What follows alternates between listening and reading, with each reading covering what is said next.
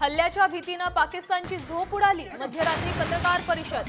भारत 24 ते 36 तासात हल्ला करणार असल्याची सूचना। मंत्री तयार यांचं विधान।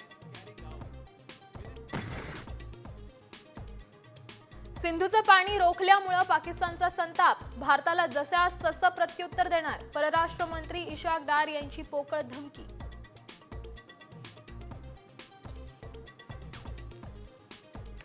दहशतवाद विरोधी लढ्याची स्थळ, काळ, वेळ ठरवण्याचा अधिकारी सैन्याला। पंतप्रधानांनी उच्चस्तरीय बैठकीत दिले सेनेला पूर्ण अधिकार।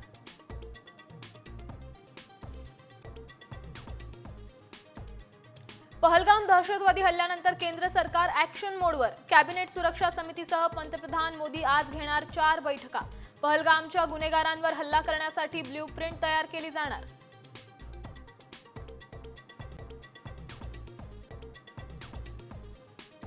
पंतप्रधान मोदी आणि सरसंघचालकांमध्ये चर्चा। दहशतवादाच्या विरोधात संभाव्य कारवाईबाबत संघाचा कौल घेतल्याचा अंदाज।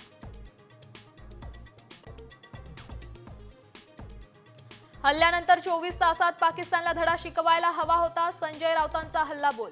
यूट्यूब चॅनल बंद करणं हे काय प्रत्युत्तर नाहीये। केंद्र सरकारला सवाल। अमित शहांच्या राजीनाम्याची केली मागणी।